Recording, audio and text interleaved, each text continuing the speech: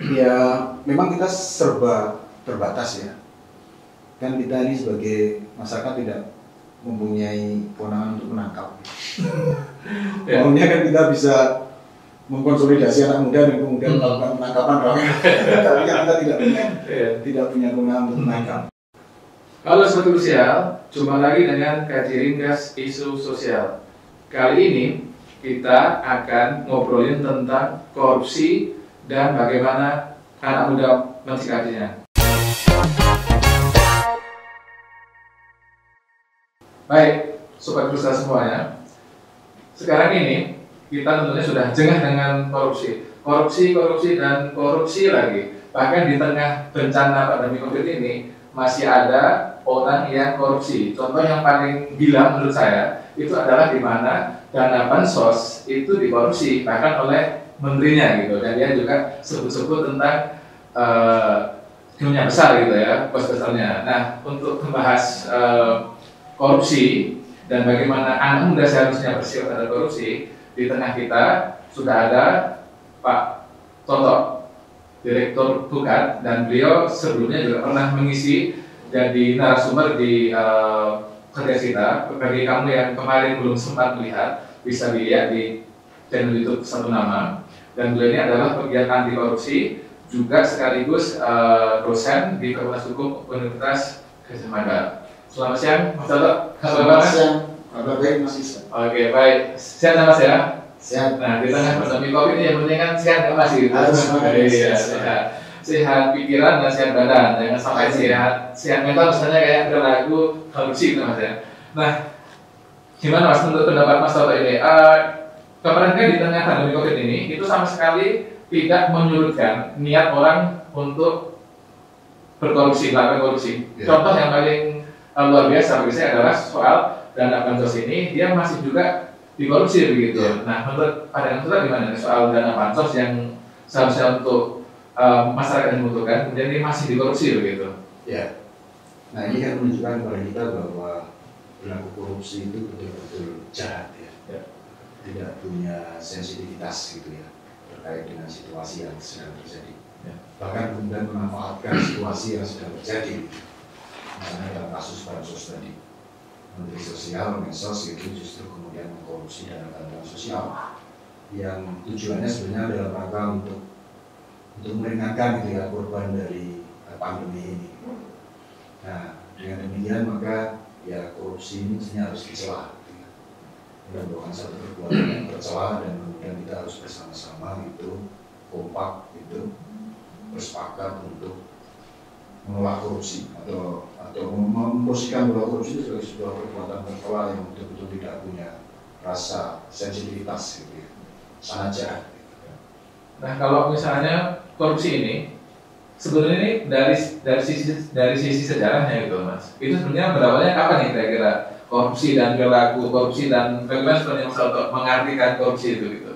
Iya, kalau korupsi itu ya secara umum sebenarnya kita bisa memaknai segala hal yang sifatnya penyimpangan ya, yang menyimpangi dari tujuan-tujuan untuk penyelenggaraan bagi kemaslahatan publik itu ketika kemudian disimpangi gitu, ya, maka itu adalah korupsi. Misalnya pejabat itu dimanapun posisinya gitu, apakah di daerah, apakah kemudian di instansi sekolah, apakah kemudian di institusi apapun itu, ketika dia tidak amanah gitu ya, ketika kemudian dia mengingkari kepercayaan, maka dia korupsi karena dia membawa misalnya amanat atau kepercayaan untuk menyelenggarakan kemaslahatan bersama misalnya, dan itu ketika itu disimpangi maka itu korupsi. Tapi bisa juga kemudian sampai terkait dengan soal-soal yang mestinya menjadi komitmen pribadi misalnya ya, untuk hal yang sifatnya sifatnya sangat ringan pun sebenarnya juga bisa masuk ke korupsi. Misalnya komitmen untuk datang ke apapun tapi kemudian kita molor gitu. Itu mungkin korupsi juga. Itu mungkin remeh-temeh, tapi dalam beberapa hal bisa jadi itu akan membawa konsekuensi yang luar biasa ya. Misalnya dokter itu dia berkewajiban untuk datang ke ruang operasi dalam waktu yang sudah ditentukan, dan dia datang terlambat. Itu juga korupsi ya? Korupsi. Oke, berarti kan korupsi itu kan luas ya Mas? Luas ya Mas. Yang saya tangkap tadi sebenarnya segala hal yang dia menyimpang dari apa yang seharusnya ditujukan untuk kebaikan bersama itu hal yang sangat koruptif atau termasuk perilaku korupsi. Nah, tapi kemudian dalam hukum positif yang mengatur, itu kan sebenarnya cuma mengatur tentang soal kerugian negara gitu. Nah, sepanjang dia tidak merugikan negara, tetapi dia tidak korupsi gitu. Nah, bagaimana misalnya Mas Toto misalnya korupsi ini yang dia memang secara keuangan negara, tetapi dia tidak merugikan, tetapi secara untuk kebaikan bersama itu sangat merugikan. Misalnya gini, misalnya soal kandidasi partai gitu kan, kandidasi partai. Misalnya untuk menjadi caleg gitu, misalnya para caleg ini harus men-store uang ke pimpinan partai. Itu kan sudah perilaku koruptif. Nah, kenapa? Karena kemudian nanti partai sebagai salah satu aktor utama dalam kandidasi pejabat publik yang harusnya dia pejabat publik kan dari awalnya dia korupsi itu, karena seharusnya itu adalah kemampuan, keterampilan, kemudian diganti dengan siapa yang bisa membayar mahar kepada partai. Nah, seharusnya bagaimana itu untuk mengatur perilaku koruptif yang itu belum sama sekali diatur misalnya dalam undang-undang? Iya, mestinya harus ada ketentuan yang sampai undang ke sana ya. Dan ya walaupun itu sudah coba dirintis, tapi ya selalu saja ada celah gitu. Silakannya memang begitu ya. Dan itu memang selalu menjadi hukum alam dari kelemahan hukum itu kan selalu begitu ya.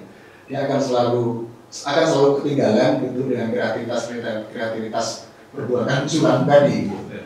Misalnya dalam soal misalnya dalam kandidasi itu kan terbuka bagi kandidat untuk bisa mendapatkan donasi ya. Nah, kemudian ada batasan tuh misalnya untuk perorangan berapa, untuk badan hukum berapa. Tapi kan masih bisa disiasati misalnya.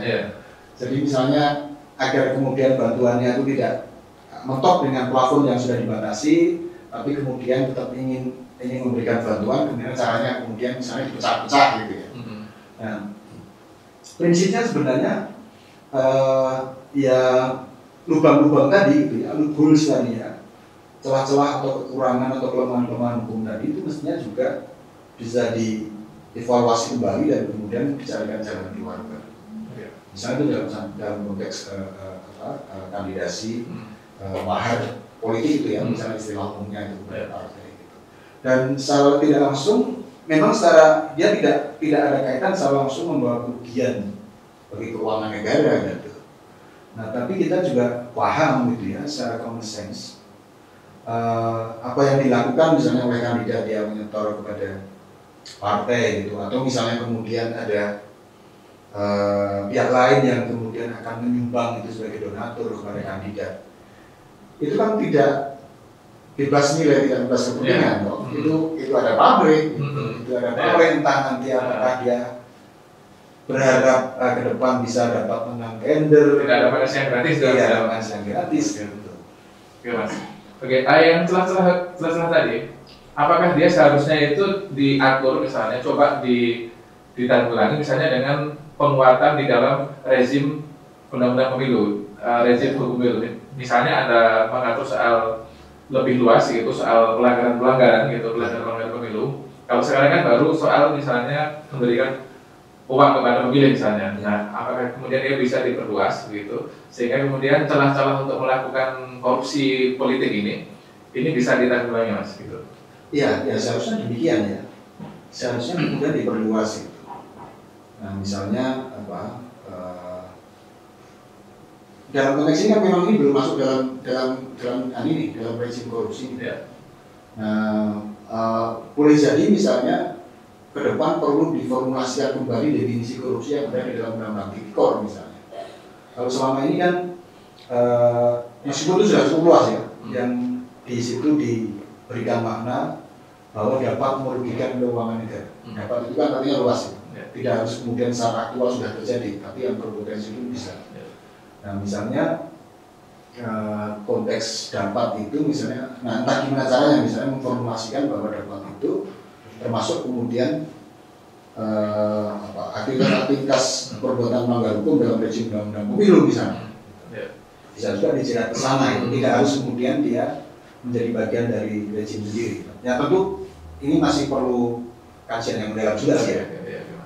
Ya. Nah ini Mas, soal perilaku korupsi politik ya, selain tadi memberikan mahar, itu kalau memberikan uang kepada pemilih gitu, apakah dia juga termasuk salah satu korupsi politik gitu? Nah kemudian antara yang memberi dan yang menerima, apakah dua-duanya itu juga berlaku koruptif juga gitu mas? Karena sekarang masif sekali itu tentang politik uang gitu. Politik uang gitu. Dalam konteks pengertian secara umum ya tentu itu berlaku koruptif ya. Bahwa itu belum terjangkau oleh undang-undang tipikor ya, tapi itu berlaku koruptif. Dan di dalam undang-undang tentang pemilu itu sendiri sebenarnya sudah diatur kan, bagaimana membeli suara itu adalah perbuatan ilegal. Dan ya ini sesungguhnya tidak semata-mata tidak semata-mata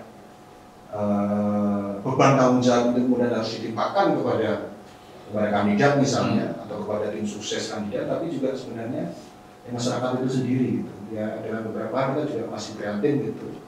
Misalnya kesadaran masyarakat ini masih lebih banyak pragmatisnya yang melihat ada dulu di depan mata gitu, dan rela mengorbankan nasib 5 tahun ke depan gitu yang akan dipimpin oleh pejabat korup gitu. Nah kalau misalnya ini mas dari sisi masyarakatnya ya, apakah kemudian perilaku suap ini itu bisa tumbuh subur mungkin hanya subur di masyarakat yang secara ekonomi kurang mampu sehingga dia lebih pragmatis itu, kurang berpikir banyak gitu kan, karena kebutuhan perut itu sudah di depan mata, tetapi kemudian kebijakan pemerintah itu masih di seberang jalan, sementara kemudian ada politisi yang coba membeli suara mereka begitu. Nah sehingga kemudian apa sih yang kalau tadi ada sisi masyarakat yang lebih menyebabkan masyarakat juga berperilaku koruptif atau bersahabat lah dengan amplop-amplop para politisi itu, kalau maksud apa ini kalau yang membuat masyarakat jadi seperti itu? Ya tentu juga kemudian pada aspek ini ya, wawasan dan derajat pendidikan gitu ya. Jadi maksudnya tingkat pendidikan itu tingkat keterpelajaran, tidak semata-mata dia harus menempuh pendidikan formal. Tapi dalam konteks itu kemudian menjadi relevan untuk memberikan pembelajaran atau pendidikan kepada masyarakat gitu ya, tentang arti penting memahami bahwa tindakan pragmatis itu akan membawa konsekuensi yang tidak sederhana. Jadi bagaimana mereka juga harus mulai dikampanyekan untuk ditumbuhkan kesadaran untuk tidak selalu semata-mata pragmatis ya. Dan ya itu memang tidak mudah juga gitu. Karena itu menjawab kebutuhan yang ada dalam jangka waktu dekat gitu. Tapi kan tadi soal harus ada menumbuhkan pendidikan ya untuk masyarakat dewasa. Nah itu kan sebenarnya kan tugas dari salah satu tugas dari partai. Kalau kita lihat dalam undang-undang parpol kan salah satu tugasnya adalah memberikan pendidikan politik. Nah masalahnya ini kan sekarang alih-alih memberikan pendidikan politik, tapi justru mereka yang memberikan penawarannya. Jadi yang ngasih amplop itu kan juga politisinya juga kan gitu. Nah kira-kira ini apa mas, dimensi struktural apa sehingga kemudian para politisi dan parpol itu bukannya memberikan pendidikan politik, tapi lebih kemudian uangnya itu misalnya digunakan untuk membeli suara mas. Jadi dari secara sistem apa nih yang mendorong gitu ya para politisi untuk melakukan politik mas? Iya, jadi kalau di dalam dunia politik kita ini kan terkenal bahwa biaya politik kita itu mahal ya. Dan ini salah satu mungkin konsekuensi dari biaya politik yang mahal itu. Dan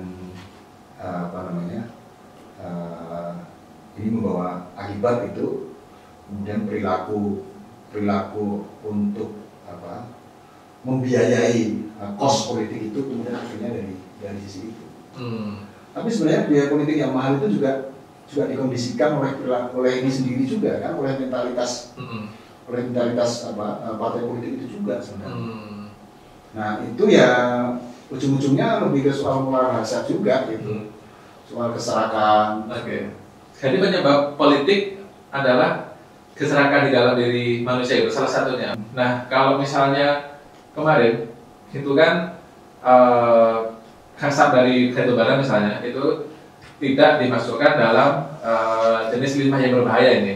Nah itu kan kalau menurut beberapa referensi yang saya baca, limbah batubara itu kan sangat berbahaya bagi bagi kesehatan masyarakat nih. Nah, kemudian secara moral mungkin itu adalah hal yang tidak bagus itu untuk mengeluarkan asap batubara dari limbah yang berbahaya. Nah, menurut Mas Toto sebenarnya ada peristiwa apa ini di balik dikeluarkannya asap batubara sebagai kategori limbah yang berbahaya, Mas? Ya, pertama mungkin kita tidak bisa mengidentifikasi secara langsung bahwa ini adalah resultan atau hasil dari pelaku koruptif ya. Tetapi kita bisa mencurigai bahwa itu terjadi tidak semata-mata tanpa ada misalnya proses lobby dan sebagainya. Jadi di mana misalnya di dalam PP yang baru, PP yang ada turunan Undang-Undang Cipta Kerja, itu PP tentang perlindungan dan penyelenggaraan perlindungan lingkungan hidup itu ya, PP 22 2021 kalau tidak salah. Ya. Ini kan mengeluarkan tadi yang disebut Mas Irsad tadi, limbah dari sisa pembakaran batu bara gitu ya, yang utamanya itu dilakukan oleh PLTU ya. Itu yang disebut sebagai fly ash itu, atau debu terbang atau kemudian debu padat itu yang ada di bawah itu dari daftar limbah bahan beracun dan berbahaya atau P3. Nah ini dikeluarkan nih sekarang dari itu. Jadi definisi yang baru kemudian dia tidak lagi masuk dalam kategori limbah beracun dan berbahaya, limbah bahan beracun dan berbahaya. Nah ini tentu ya kita tidak habis pikir ya. Kita tidak habis pikir bagaimana ceritanya. Fly ash gitu atau debu dari sisa pembakaran batu bara oleh industri PLTU misalnya yang terbang kemana-mana itu tidak lagi dimasukkan dalam kategori limbah B3 itu bahan beracun dan berbahaya, sehingga di situ kewajiban pelaku usaha itu menjadi tidak ada. Dia tidak kemudian terkena kewajiban untuk mengelola, untuk mengantisipasi agar dia tidak menyebar kemana-mana dan sebagainya. Nah padahal kita paham gitu ya, misalnya kasus-kasus ISPA gitu ya, infeksi saluran pernapasan atas yang terjadi di masyarakat di sekitar PLTU itu apakah tidak cukup menjadi bukti bahwa fly ash tadi itu debu pembakaran batu bara itu bukan limbah B3. Nah kita nggak ngerti ini, tapi ya kesan kita gitu ya, kesan saya itu ini ada apa-apa, artinya ada proses-proses di bawah tangan yang kemudian mencoba mempengaruhi kebijakan itu, karena akhirnya keluar dari kewajiban pengusaha untuk melakukan itu sebagai limbah B3. Itu sebenarnya hal yang sadar ya Mas, proses di bawah tangan itu. Iya. Nah kalau dari banyak kajian itu kan sebenarnya baik itu kemarin waktu Pilpres, baik itu yang berada di posisinya pendukung Pak Jokowi maupun posisinya pendukung Pak Prabowo, di lingkaran mereka itu kan banyak pengusaha-pengusaha tambang gitu, misalnya dari dokumentasi identifikasi atau mungkin film dokumenter gitu. Nah, menurut Mas Toto ini apakah ini ada hubungannya nih dengan apa namanya pengusaha-pengusaha? Kan sekarang kan ada istilah kan pepeng, penguasa pengusaha gitu. Kemudian jaringan di antara mereka kemudian bisa mengakibatkan gitu lemahnya itu pengawasan lingkungan ini gitu. Dan apakah jika benar itu ada pengaruhnya gitu, apakah itu juga termasuk dalam hal korupsi politis, Mas? Oh iya, iya. Dan masyarakat tidak boleh dilarang atau tidak bisa dicegah untuk tidak curiga, ya, bahwa ada korelasi pada konteks itu. Nah, tentu ini ya secara luas juga bisa dimaknai sebagai korupsi politik, gitu kan? Karena memang ada pamrih, ada kepentingan gitu. Pamrih dan kepentingan itu kan ada di belakang kandidat yang kemudian didorong. Gitu. Kandidat yang didorong itu kan harapannya dia akan merepresentasikan kepentingan mereka masing-masing. Nah, antara lain kemudian dalam konteks ini yang baik di dua kandidat itu kan di belakangnya itu kan dua-duanya kan pengusaha besar batu bara di situ tuh. Dan sekarang Pak Prabowo menterinya Pak Jokowi kan begitu. Apalagi sekarang nggak ada musisi gitu. Ya kan gitu. Semakin lengkap sudah. Berarti ini kan boleh dibilang ada suatu oligarki gitu kan. Oligarki kemudian dalam coba mengakomodasi kepentingannya, misalnya kemudian dengan merevisi atau mempermudah undang-undang yang lebih fleksibel atau lebih ramah kepada kepentingan pengusaha misalnya. Dan itu kan sesuatu yang sifatnya kan korupsi politik gitu. Nah, ini sebenarnya apa nih yang bisa dilakukan oleh anak-anak muda gitu untuk melawan korupsi politik, yaitu merupakan bentuk efek gitu dari adanya kode KG gitu Mas. Iya, ya memang kita serba terbatas ya. Kan kita ini sebagai masyarakat tidak mempunyai kewenangan untuk menangkap. Maunya kan kita bisa mengkonsolidasi anak muda dan kemudian melakukan penangkapan ramai. Tapi kan kita tidak punya kewenangan untuk menangkap. Tapi yang bisa kita lakukan adalah selalu menyuarakan. Kita harus selalu menyuarakan bahwa ada masalah gitu ya dengan powerfulnya atau dengan dominannya oligarki gitu. Dan dia bisa sangat begitu powerful dan berkuasa itu sampai kemudian bisa mempengaruhi formulasi kebijakan gitu. Tidak hanya kasus keluarnya list fly ash tadi atau debu terbang dari pembakaran batu bara yang keluar dari daftar limbah T3, tetapi juga misalnya sebelum Undang-Undang Cipta Kerja jadi gitu ya, itu kan dulu ada Undang-Undang 3 2020 tuh, Undang-Undang yang merevisi Undang-Undang Minerba 4 tahun 2009. Di situ clear sekali menyebut bahwa perusahaan pemegang kontrak karya dan pemegang kontrak pengusahaan pertambangan batu bara itu tanpa perlu harus mengikuti proses tender lagi, itu otomatis kemudian diperpanjang konsesinya itu menjadi izin pertambangan gitu ya. Nah itu kan menunjukkan kepada kita bagaimana korupsi politik dalam konteks ini terjadi ya. Dan itu sekali lagi kemudian menunjukkan tadi itu persis itu bahwa di dalam proses kandidasi kemarin itu di belakangnya ada perusahaan-perusahaan besar, pengusaha-pengusaha batu bara. Nah itu secara langsung kemudian terrepresentasikan ketika misalnya revisi Undang-Undang Minerba itu. Itu privilege itu, privilege yang menunjukkan jelas ada korelasi langsung. Dan bahkan sekarang DPR itu waktu kemarin ke-9 kan Tempo juga mengeluarkan berita itu sebagian besar didominasi oleh pengusaha gitu, siapa yang bisa duduk jadi anggota DPR. Nah kemudian apa yang bisa dilakukan oleh anak-anak muda ini kan dengan menyuarakan terus anti korupsi. Tetapi gini Mas, kalau nggak hati-hati itu bisa kena undang-undang ITE itu. Makanya Pak Jokowi kan bilang kritiklah kami, tetapi kalau orang mengkritik bisa bahaya itu, apalagi di medsos gitu. Nah jadi apa Mas, tips biar anak-anak muda ini tetap bisa lebih kritis dan menyuarakan anti korupsi pada pemerintah, tapi mereka juga bisa lepas dari jerat undang-undang ITE itu sebelum dia berhasil direvisi, atau mungkin bahkan masih banyak anak-anak muda dia perlu untuk juga mendorong revisi undang-undang itu Pak, undang-undang ITE itu. Ya, undang-undang ITE itu tentu bermasalah ya sejak awal ya, dan cilakannya ketika dia diuji beberapa kali itu selalu ditolak oleh Mahkamah Konstitusi gitu. Nah, termasuk ketika itu ketua MK-nya Pak Mahfud gitu ya, yang menyebut bahwa eksistensi dari Undang-Undang ITE itu khususnya pasal 27 dan 28 itu ya, itu masih diperlukan dalam rangka untuk melindungi harga dan martabat orang gitu ya. Dan itu masih konstitutis, masih sesuai dengan konstitusi kira-kira seperti itu. Nah tapi problemnya kan yang terjadi justru itu kan menjadi instrumen, menjadi pasal karet kemudian menjerat suara-suara kritis gitu ya. Ini kalau dalam bahasa yang bingung disebut sebagai SLAP gitu ya, Strategic Lawsuit Against Public Participation. Nah, ya tentu yang bisa dilakukan misalnya anak muda ketika dia punya kesadaran kritis ya memang harus hati-hati juga. Misalnya ketika dia akan mengajukan kritik ke publik itu misalnya melalui media sosial, ya harus siap dengan dukungan data dan informasi yang valid juga gitu. Agar suatu ketika misalnya dipersoalkan gitu dan harus berhadapan dengan hukum juga siap gitu. Dan itu memang ya terpaksa jadi konsekuensi dengan situasi kondisi hukum atau instrumen undang-undang yang masih seperti itu, Mas Desa. Sebenarnya ini masih seru, masih banyak, tetapi kita sekarang sudah ada di bagian akhir. Mari kita dengarkan bersama-sama closing statement dari Pak Toto. Monggo Pak, kami silakan.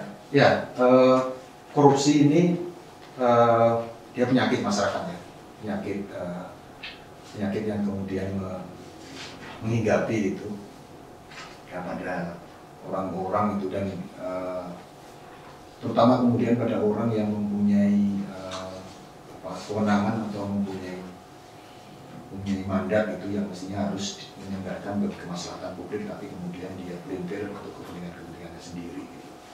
Tapi sebenarnya tidak semata-mata itu, segala hal bentuk penyimpangan itu juga bisa dikatakan sebagai fraud ya, atau korupsi itu, atau berlaku koruptif. Nah untuk sementara memang tindak korupsi itu ya baru sebagaimana dirumuskan oleh Undang-Undang Tipikor ya, jadi perbuatan hukum yang melibatkan kerugian negara gitu. Tapi sebenarnya dalam aspek yang lebih luas itu segala hal yang merupakan penyimpangan itu yang mestinya itu merupakan komitmen yang harus dijalankan, terutama terkait dengan soal kepentingan bersama itu yang kemudian diingkari itu adalah perbuatan koruptif. Ya.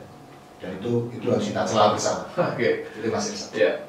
Baik, Sobat Krusial, perlu diingat ya bahwa korupsi itu adalah segala bentuk penyimpangan terhadap kebaikan bersama. Jadi jangan sampai misalnya teman-teman semua menjadi orang-orang yang koruptif gitu, misalnya jadi pengurus BEM atau pengurus organisasi mahasiswa, kemudian dia menyimpang dari apa yang menjadi mandat dari hasil-hasil usaha besar itu juga berlaku koruptif gitu. Nah dan jangan lupa korupsi itu adalah sebuah kejahatan yang sangat tercela dan kita sebagai anak muda harus selalu menyuarakan dan mengkritisi setiap kebijakan yang koruptif. Tetapi kita juga harus cerdas dan berhati-hati dalam menyampaikan kritik-kritik kita, karena sekarang bagaimanapun kita masih satu dalam rejim undang-undang ITE, sehingga teman-teman semuanya bisa lebih cerdas gitu dalam mengkritisi pemerintah dan perilaku-perilaku koruptif lainnya. Nah, itulah